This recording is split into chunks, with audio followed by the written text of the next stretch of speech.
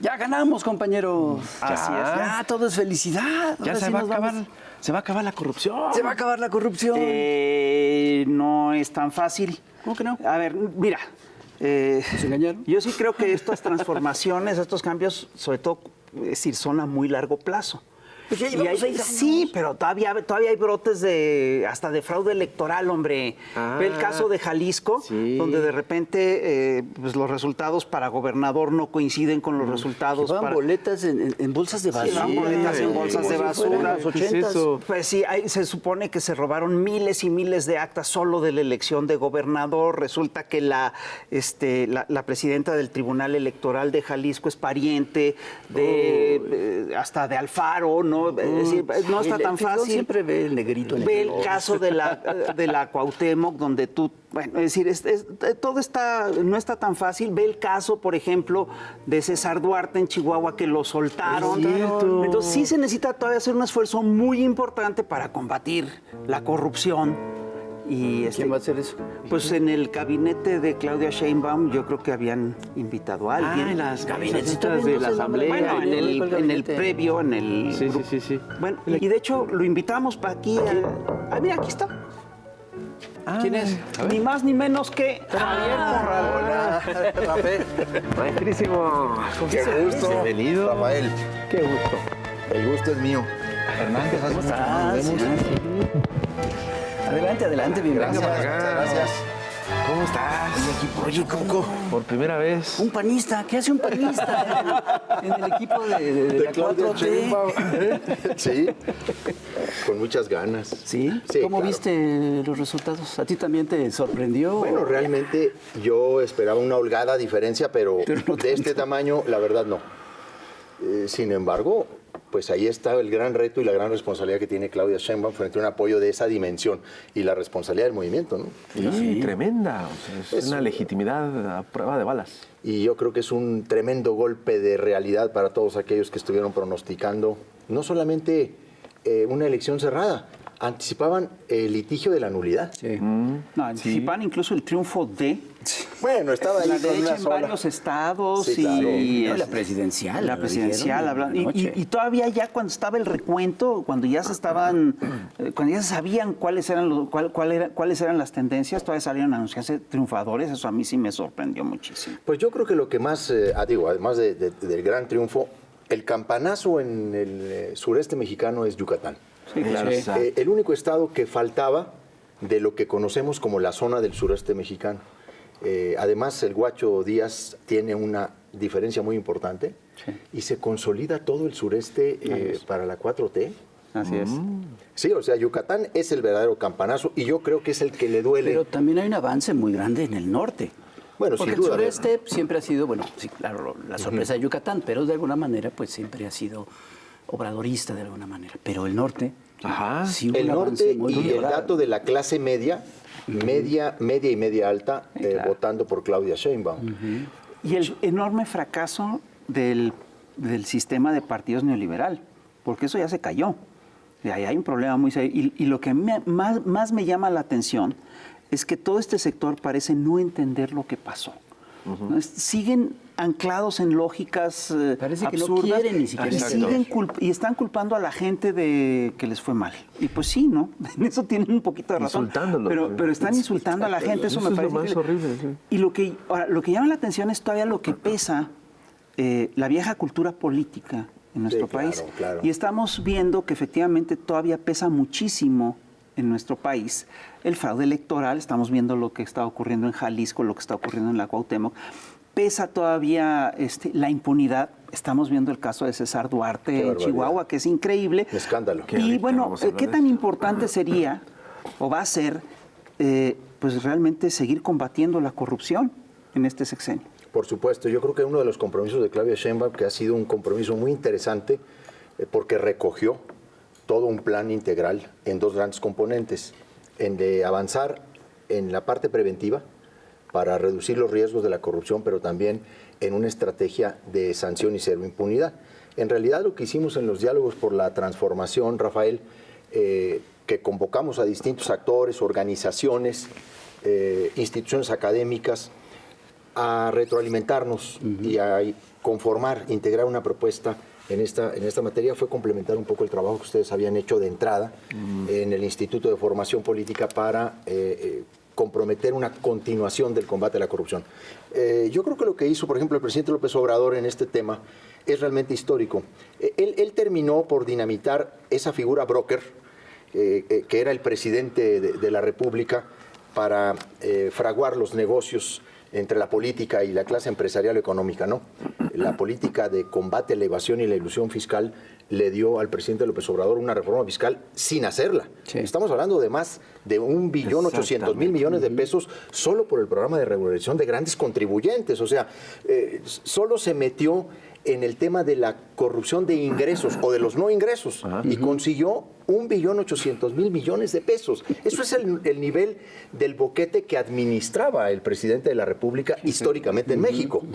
A ese esfuerzo tiene que venir ahora una política de intervención institucional más amplia, que es lo que ha planteado Claudia Sheinbaum a partir de transparentar compras públicas, que los procesos de compras públicas sean un proceso transparente desde su inicio, desde la planeación, desde, vamos a decir, los estudios de mercado hasta la ejecución de la obra o la entrega del servicio, el desarrollo del servicio, y a través también de un nuevo modelo de detección, investigación y sanción de la corrupción en México a partir de un nuevo modelo penal. Es un proyecto muy ambicioso porque es una reconfiguración de la manera en que se ha investigado la corrupción en México. Nos movemos con tipos penales de hace 30 o 40 años que configuraron conductas corruptas como si iniciaran y terminaran con una sola persona. Claro.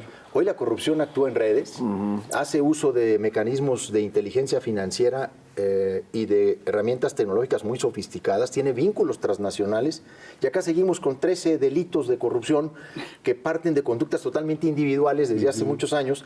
Entonces tenemos que modernizar incluso la tipología.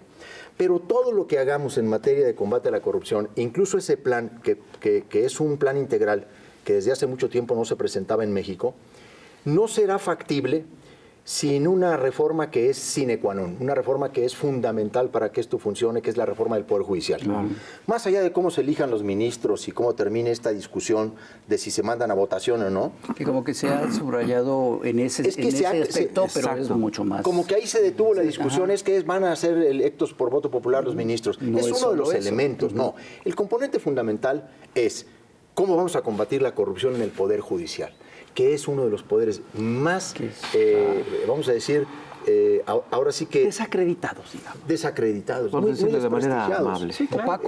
Opaco, no rinde cuentas, hay una serie de resoluciones estrambóticas, hay tribunales de circuito que se dedican exclusivamente en México a exonerar a los corruptos.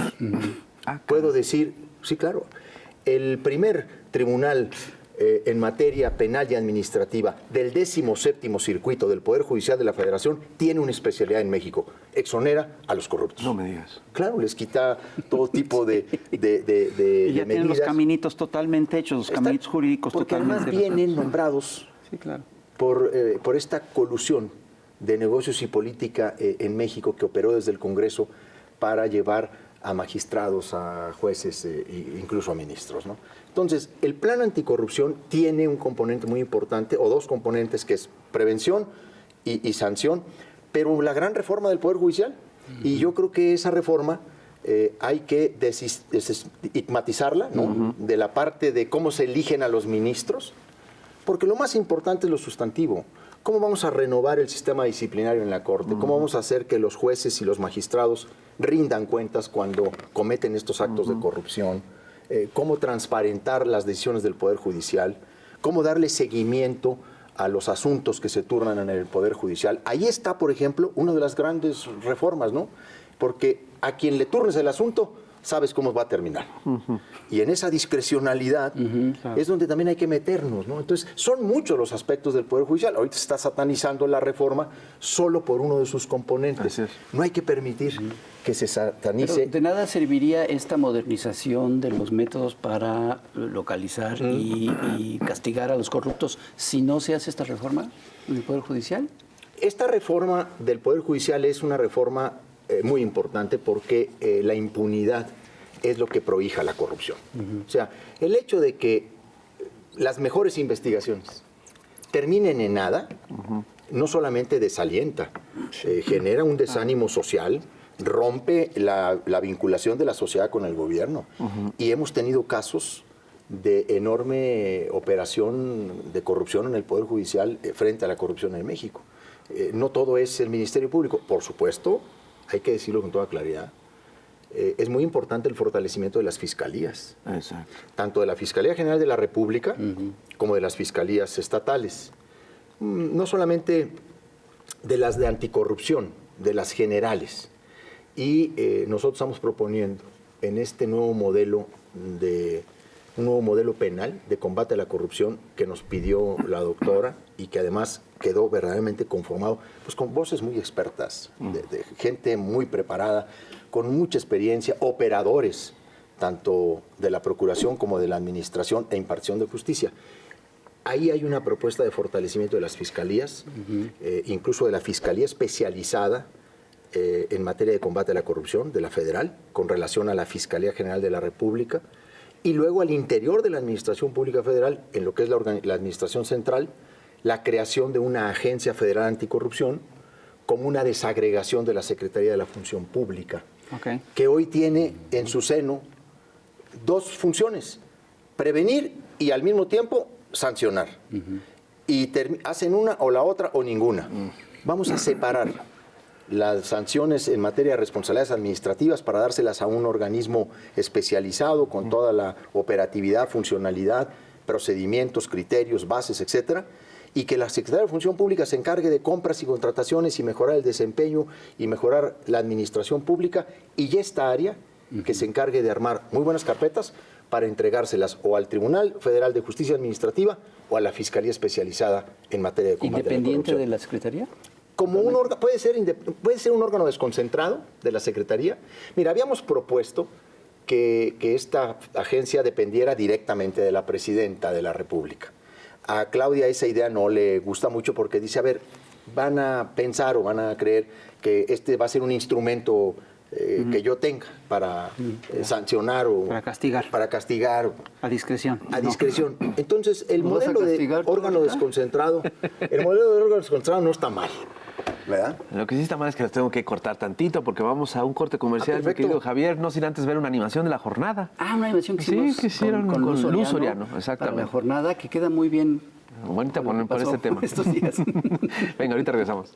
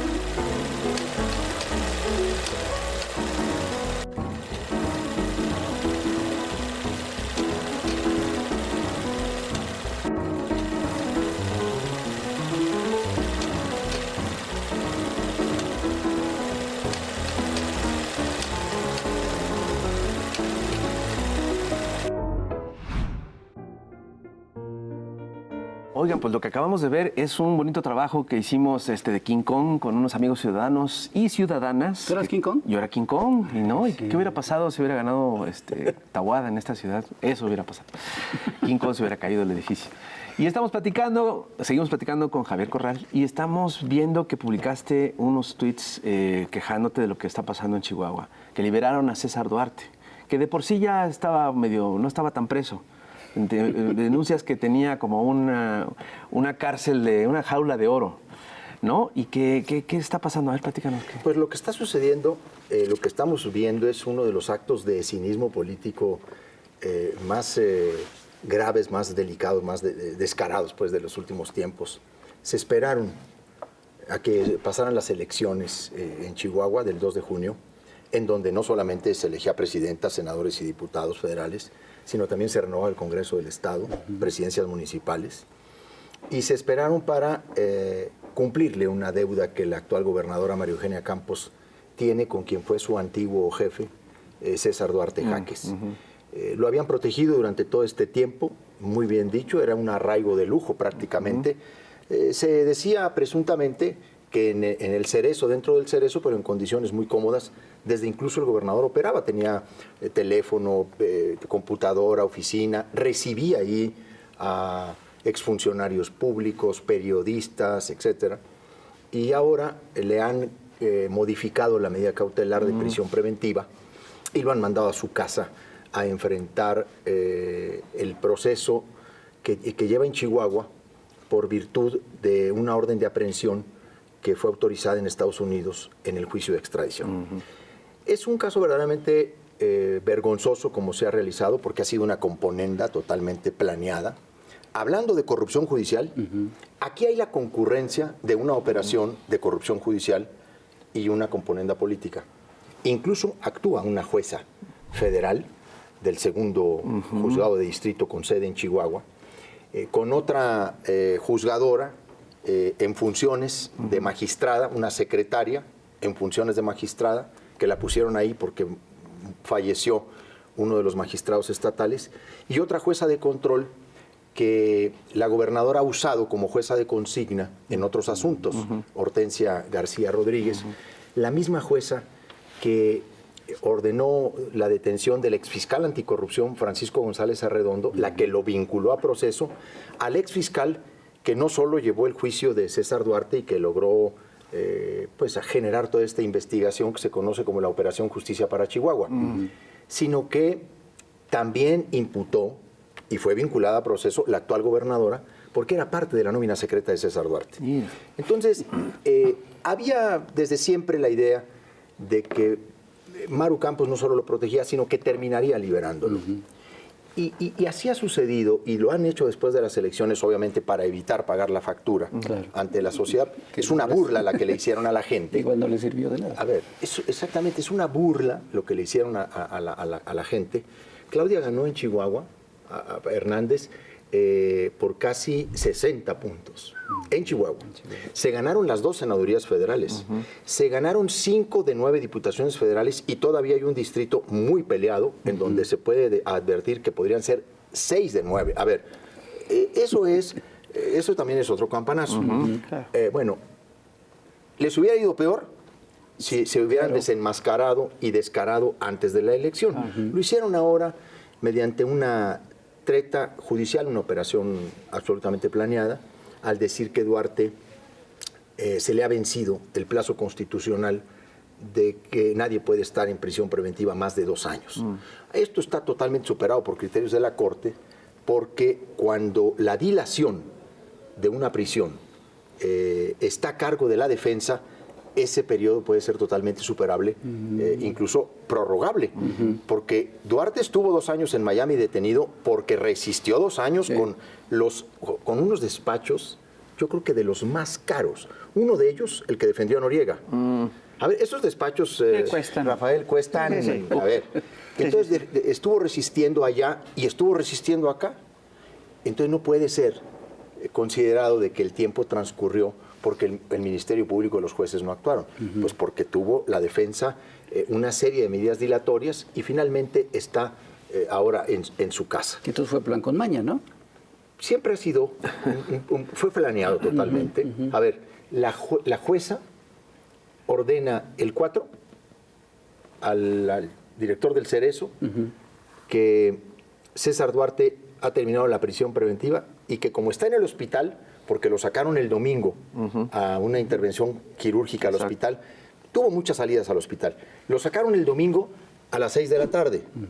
A esa hora se cerraban las casillas, ¿eh? Nada más les digo que ese era el plazo de cierre de casillas. ¡Qué barbaridad! No, a ver, es una cosa, es una desvergüenza. Domingo de bajón. Entonces, lo llevan al hospital a las 6 de la tarde, el domingo, presumiblemente es intervenido quirúrgicamente, y al día siguiente, o a los 2 días, la jueza dice que si Duarte aún no ha regresado y continúa en el hospital, ya no deberá regresar al hospital, sino deberá ser... No, ya no regresar a la prisión, pues. A la prisión al ser eso. Y por lo tanto, pues lo libera. Incluso lo hizo sin que mediara en ese momento una audiencia, lo cual es totalmente indebido en el proceso judicial. Siempre debe mediar una audiencia para el cambio de medidas cautelares y para que el Ministerio Público tenga posibilidades incluso de debatir el cambio o solicitar la prórroga, etcétera. Ahí estaba todo tan amañado y tan claro que no solamente no recurrieron, ni siquiera presentaron un amparo en materia de la resolución. Y cuando hablo de la jueza federal, es que Duarte tiene otra orden de aprehensión autorizada por Estados Unidos por otros 120 millones de pesos. Estamos hablando solo de 2 carpetas, que entre las dos suman algo así como 240 y tantos millones de pesos. Hay que recordar que la acusación y todas las órdenes de aprehensión que tiene acumuladas Duarte son 19. Por cerca de 3,000 millones de pesos. 18 de ellas aún están esperando en Estados Unidos la autorización, porque la jueza de Miami, Florida, solo autorizó una de las carpetas para extraditarlo a México. Pero hay un principio que se llama la excepción al principio de especialidad, la regla de excepción al principio de especialidad, para que una vez que una persona está extraditada y ya hay otra serie de carpetas e investigaciones, puedan ser autorizadas por ese país para acumulárselas en el juicio. Eso es lo que está ahora. Ahora, ya se había autorizado una segunda orden de aprehensión que le fue ejecutada en el mismo Cerezo. Sin embargo, una jueza, la jueza segunda de distrito, lo amparó contra esta segunda nueva orden de aprehensión, señalando que ya no se le pueden acumular más. Esto es, dándole una protección y planeándole una impunidad por las otras 18 que faltan. Es realmente, esto pinta de cuerpo entero lo que es el PRIAN. ¿Qué fue lo que los mezcló? ¿Qué fue lo que los pegó? ¿Qué fue lo que los unificó? Eso es lo que debe de cambiar. Esto es lo que tiene que cambiar. Lo que los unifica al final de cuentas son las redes de impunidad, ¿no? Son las redes de impunidad y de protección a sí mismos. Sí, claro. Mira, ya estaba muy cantado desde hace muchos años que esta alianza terminaría conformándose entre el PAN y el PRI. Porque el PAN estuvo siempre en conocimiento, siempre, de que María Eugenia Campos tenía un vínculo directo, fuerte, permanente con César Duarte, porque había sido parte de la red de beneficiarios y de cómplices. Y cuando el PAN dijo, a ver, no me interesa, lo único que me interesa es quién le gana a Morena, ¿no? Que por lo demás tampoco era cierto, pues le podían ganar otros. Pero ahí es donde ya se veía venir este masacote que finalmente terminó por desdibujar todavía más Acción Nacional, porque ahí es donde el partido se pudrió, ahí es donde el PAN se pudrió. Cuando empezó no solamente a conectar con la corrupción, sino a justificarla, casi ideológicamente, frente a Morena o frente a la 4T. A mí los empresarios de Chihuahua, siendo gobernador del estado, me decían, a ver, Javier, me decían, ¿por qué no paraste la acción en contra de Maru Campos? Eso va a beneficiar a Morena. Y les decía yo, pero pues está metida.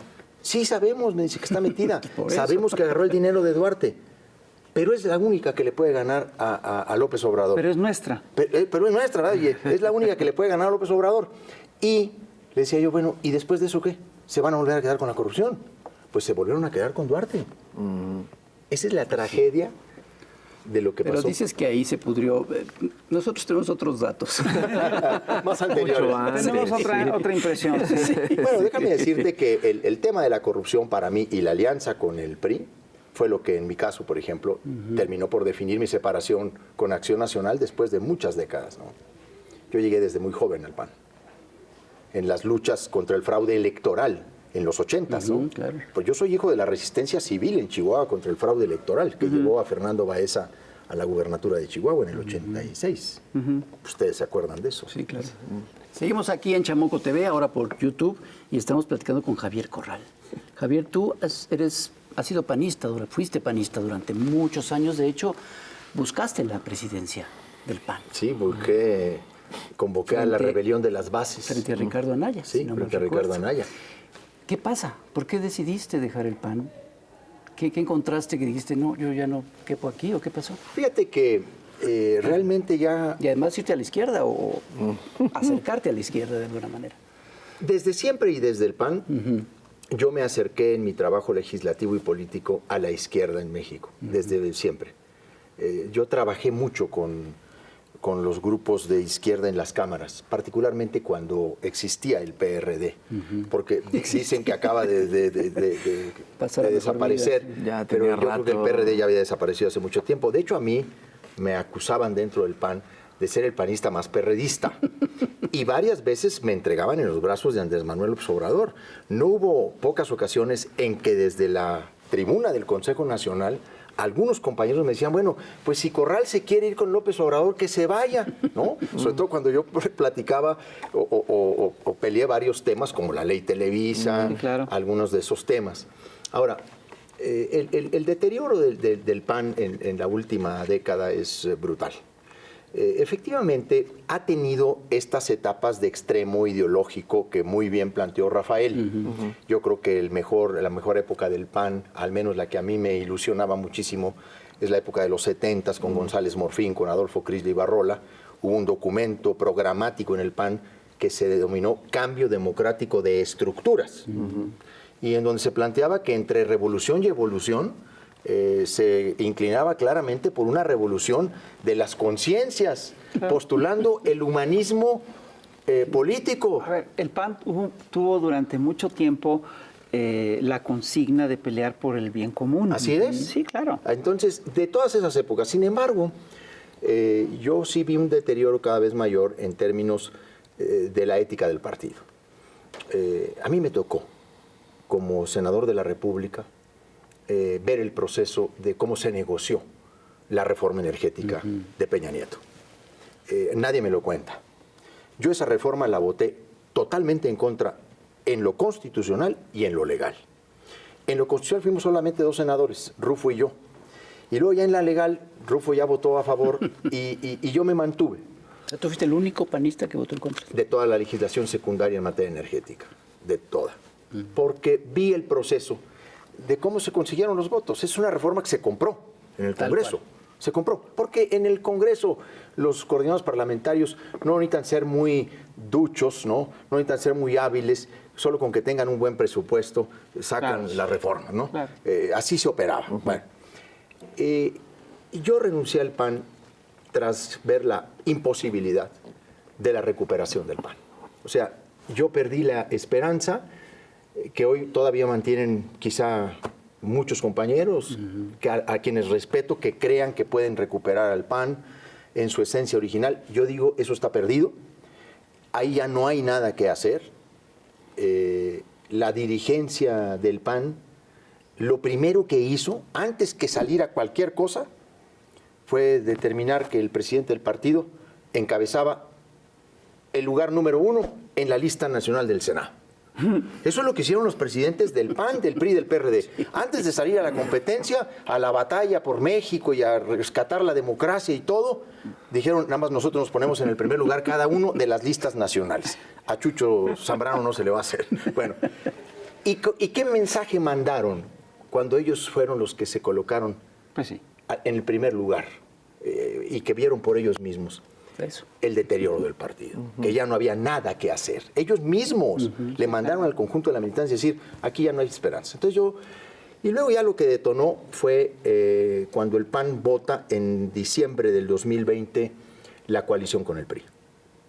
Yo fui un orador en contra de ese presidium, fui la única mano que se levantó en contra de esa alianza, fuimos muy poquitos los que votamos en contra, y yo advertí, aquí está el último clavo al ataúd, la alianza con el PRI no solamente con el PRI, históricamente el partido más corrupto, ¿no? Con la dirigencia más corrupta de ese PRI, Sí. corrupto de toda la vida. Ahí estaba ya determinada el acta de función del Porque partido. todavía como gobernador, fuiste yo parte voté de un con- grupo Sí. que se oponía a López Obrador, ¿no? Nosotros formamos la Alianza Federalista. Ajá, sí. Nosotros creamos bueno, yo participé en ese grupo y la verdad es que ahí lo que hicimos fue plantear mayores recursos para los estados. A mí un día el presidente me dijo, ¿qué haces ahí? Me dijo. Y luego le digo, bueno, pues ando buscando cómo convencerlo. Y entonces me dijo, pero mira nomás con quién andas. Dice, tú eres aparte, me dijo. ¿Por qué te metes ahí? Tuve, por cierto, con el presidente en mi gobierno un momento muy complicado. El tema del agua, Sí. que nos enfrentó. Sí, claro. Traíamos una gran relación de principio y luego yo debo reconocer que tras ese problema que tuvimos, que fue muy, muy fuerte, yo creo que ahí nos equivocamos ambos. Hemos hecho algún recuento después, pero yo tengo que reconocer que después de ese conflicto del agua, él retomó la relación de una manera increíble. Puedo decirlo con absoluta responsabilidad, guardando la discreción de lo que se debe guardar. El presidente a mí, casi al terminar mi gobierno, me invitó a participar en su gabinete, en su gobierno. Yo le dije, a ver, yo en este momento no creo estar preparado para eso, déjeme pensarla, pero de antemano le voy a decir algo. Yo no voy a estar en contra del proyecto, yo voy a estar a favor del proyecto y no quiero nada. Y me insistió, pero en ese momento yo no tenía las condiciones ni las circunstancias, ¿no? Luego después, ya que pasó el tiempo, hasta me invitó a ser embajador, ¿no? Y le dije yo, bueno, embajador, no, le digo, porque usted me habló muy mal de los embajadores. Él me había hablado muy mal de los embajadores y entonces me dijo, bueno, pues esto es para que ya te dejen ahí de molestar. No, le dije, no pasa nada. Yo voy a dar la cara, puse mi librería en Chihuahua y ahí he estado permanentemente. Oye, ¿y ahora sí estás en condiciones? Y ahora sí, ahora estoy en condiciones. Bueno, yo le había dicho a Claudia desde hace mucho tiempo, varios años, que si ella era la candidata, yo la iba a apoyar abiertamente. Claudia lo sabe, yo le dije desde el 2021, si tú vas a encabezar el segundo tramo de esto, vas a contar conmigo en todo. Y desde entonces yo platiqué, a Claudia la conozco desde que era secretaria de Medio Ambiente, ¿verdad? En la Ciudad de México. En la Ciudad de México. En alguna ocasión nos encontramos, desde entonces yo la he seguido, no soy eso que suele llamarse una gente cercana, un amigo, no, pero la he seguido y luego ahora que nos encontramos en la gubernatura de Chihuahua y en la jefatura de gobierno de la Ciudad de México, pues ahí tuvimos otras coincidencias y yo tengo por ella una apuesta, ¿verdad? Que es una apuesta personal en condiciones de decir, yo creo que ella va a consolidar este proyecto e incluso creo que ella le puede dar una mayor identidad ideológica a la nueva etapa de la 4T en términos, me refiero ideológicos en términos de izquierda, ¿no? Una formación en la izquierda, nunca ha pertenecido al PRI o a lo que se llamó el viejo régimen, ¿no? Y todos son elementos que pueden llegar también a fortalecer esta segunda etapa, ¿no? Del lance histórico que hizo López Obrador en estos primeros 6 años, ¿verdad? Pero fíjate, yo sí creo que el PAN, la corrupción del PAN empieza y empieza de manera muy seria, pues cuando llega el PAN neoliberal. Con oceanografía, dices tú. No, empieza con la Es cuando se casos, acerca con Salinas. Claro, ¿no? cuando se acerca con Salinas, ahí empieza un proceso de descomposición muy importante. Y yo sí creo que entra en una fase de descomposición muy abierta ya en tiempos, en el sexenio de Vicente Fox, ¿sí? Cuando se dan varios casos ya de corrupción que están muy documentados, como el caso de los Briviesca con Pemex, con toda una serie de contratos que se dan Mourinho, con Pemex, lo de Mourinho, sí, es sí. decir, son cosas ya muy serias. Es decir, yo sí creo que el PAN hizo durante décadas una campaña muy fuerte a favor de la democracia, a favor de la honestidad, a favor de la lucha contra la corrupción. Y cuando llega a gobierno, entra en esas lógicas. Es decir, el fraude, yo estoy convencido que en 2006 hubo un fraude brutal y que Fox estuvo detrás de ese fraude, eso está claro. Pero además estoy convencido de que en tiempos de Vicente Fox hubo casos de corrupción muy claros. El caso de los Briviesca a mí me parece emblemático. No sé tú qué opinas. A ver, y también creo que tiene un fenómeno. Cuando llega Fox, ya hay un panismo emergente, ya hay un panismo no tan formado, no tan heredero de las causas históricas, de la lucha contra el fraude, sí, claro, de la ética en la política. Es un panismo que ya es en muchos estados oportunista. Incluso quitaste la palabra de la boca. Sí, claro. Oportunista. Es que incluso llega mucha gente del PRI. Mira, yo he dicho que hay que tener cuidado con que a Morena y al movimiento de la 4T claro, le pueda pasa pasar eso. un proceso como el que le pasó al PAN, en el que como vas a estar... que le pasó al PRD. Y también al PRD. Sí, por supuesto. A ver, este dilema entre alimentarse de nuevas energías o mantener la puerta cerrada. Sí. Ese crecimiento tiene que ser muy cuidadoso y tiene que ser de mucho filtro en términos de formación, de capacitación, etcétera, porque no puedes estar condenado a no crecer o a crecer como sea. Castillo Peraza tenía una frase con relación al PAN, que fue una de las mentes más brillantes, que decía, a ver, no podemos ni morir de inanición por no comer, pero tampoco podemos morir de indigestión por comer de todo.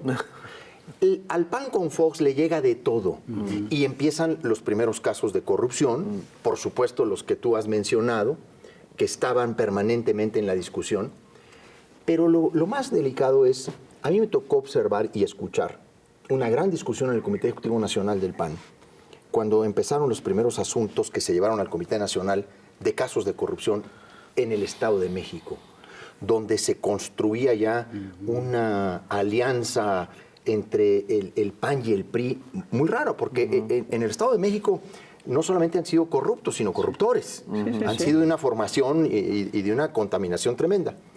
Y se empezó a colocar el primer tema, y entonces se dijo, oigan, pero estamos en elecciones, y ahorita eso nos puede afectar, y la ropa sucia se lava en casa. Y entonces con ese criterio de la bandera, ¿no?, se empezaron a hacer de la vista gorda en casos que eran muy evidentes y frente a los que si el PAN se hubiera desmarcado, pues en lo inmediato le podría haber perjudicado, pero a la larga le hubiera fortalecido.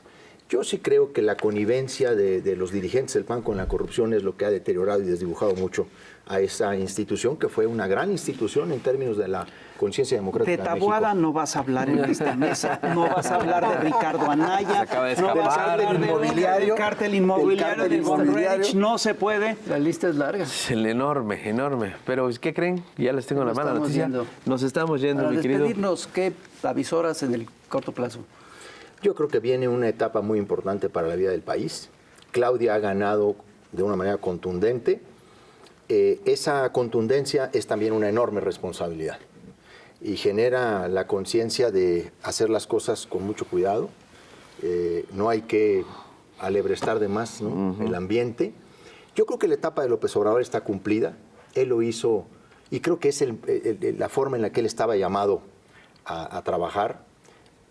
A muchos les puede no gustar el método de la polarización, atizar el contraste, ¿sí? Es que yo no creo que él haya atizado la polarización, ¿eh? Bueno, yo creo que sí ha sido un método en términos de él de definición política. Bueno, eso es otra cosa. Yo creo que él, la polarización, la polarización, como se ha dicho, siempre ha estado ahí. Sí. Porque es la desigualdad estructural que mantiene a la mayoría de la población en la pobreza. Pero hay otra cosa que yo sí quiero recalcar. Sí. Y es el hecho de que si algo, efectivamente la primera polarización es la económica, claro, la de la desigualdad, sin sí. duda. Pero hay una segunda polarización que ha sido brutal en este país y que es justamente la de la guerra de los medios, la de la guerra sucia. Sin duda. Eso, es decir, si algo polariza, si algo ha polarizado este país, es eso. Los grandes y derrotados. Lo que ha hecho López Obrador en todo este proceso, es decir, es justamente enfrentarlo. Entonces, es decir, oye, a ver, me dices esto funciona así. Me dices, y te voy a decir una cosa. Y eficazmente. Me parece que era responsable. A ver, yo creo que el presidente que conoce perfectamente la historia y las estructuras de poder en México no les podía dejar ni una chanza, ni un milímetro, porque se le trepaban y lo descarrilaban. Exacto. No les dio chance de nada. A ver, algunas formas fueron a machetazos, ¿no? Y arañazos, y se abrió camino y abrió brecha. Bueno, ese es un lance histórico que algunos lo comprenderán o no, pero ahí está. Ahora creo que debe venir la construcción de un nuevo régimen. El 2 de junio da esa posibilidad. Un nuevo régimen en términos de modificación de las estructuras, incluso de la estructura económica. O sea, el gran tema es la concentración de la riqueza en México. Por supuesto, pero hay otro tema que también es importante, que es que esta concentración de la riqueza económica deriva, entre otras cosas, en la posesión, en el control hegemónico de los medios masivos de comunicación. Sí. Y eso también tiene que estar en juego. Tú estuviste contra la ley Televisa en su momento. Entonces, eso es parte del pleito, y es un pleito muy importante. Ver, y eso va a seguir. En aquella tesis de la estructura y la superestructura, en México la política y la derecha y toda esta concentración de poder y de dinero ha tenido en los medios una superestructura muy importante. Totalmente. Son los grandes derrotados, por cierto, el 2 de junio. O sea, claro, los medios tradicionales, los medios corporativos, los medios empresariales, son los grandes derrotados de la elección del 2 de junio. Quedaron en ridículo. Junto con sus instrumentos comentócratas, ¿no? Sí, claro. Que dejaron de pensar, colocaron el estómago en la computadora o en la mesa de debate, no pudieron ver la realidad, se hundieron en el odio contra López Obrador y ahora están o renegando, resistiendo o llorando en una continuación. O las tres. O las tres. O las tres. Insultando. Ahora, el tema de los medios. Yo creo que si alguna estructura debe hoy estar reflexionando y analizando su capacidad de seducción, de motivación o de influencia, son los medios de comunicación. Hay 60 millones de mexicanos que salieron a votar, pero hay 36 millones de mexicanos que no se tragaron el garlito ni de la dictadura, ni de la desgracia, ni del narcocandidato. Que no les creyeron. A ver, el narcopresidente es el mayor error dentro del fenómeno cívico y político que iba a ser Xóchitl Gálvez, ¿no? O sea, estamos ante el fracaso de esas tres grandes estrategias. La que quería presentar a Xóchitl como el gran fenómeno que no fue, toda esta campaña de calumnia y de mentira, de distorsión, de magnificación, narcocandidato, narcopartido, narcocandidata, narcopresidente, y todo este odio derramado, esta bilis derramada en tantas líneas. Mesas de análisis. Y mesas de análisis. Y columnas. Sí, se enfrentaron a la realidad en lugar de entenderla. Sí, pero fíjate, lo que es interesante es que al final de cuentas la fuerza de aquel núcleo siguen siendo estos, no 36 millones, estos 16 millones de votantes que sí votaron a favor del proyecto del PAN, PRI, PRD, ¿sí? Y sigue siendo una base muy importante. Sí. Y ojo, es una base que está muy enojada. Sí, sí, porque además los llevaron a un baile brutal. O sea, los llevaron en la magnificación, en la distorsión, en la mentira. Exacto. Y ahora dicen, ahora me cumplen, ¿no? Sí.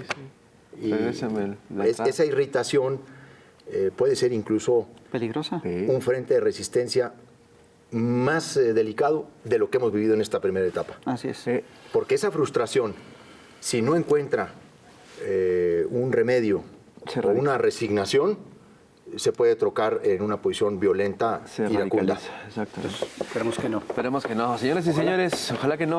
Javier, muchísimas gracias. Gracias. No, Hernández, muchísimas gracias. Rafael, un gustazo, ¿eh? No, hombre. Ya me tocaba estar en el Chamuco. Bueno. Y aquí, no ahí. Señoras y señores, otro programa que va a tener que coleccionar, comentar y compartir. Ya lo sabe, hay Chamuco del nuevo mes. Miren nada más qué chulada de portada. Cuídense mucho, nos vemos a la próxima. Bye, ya lo sabe, bye.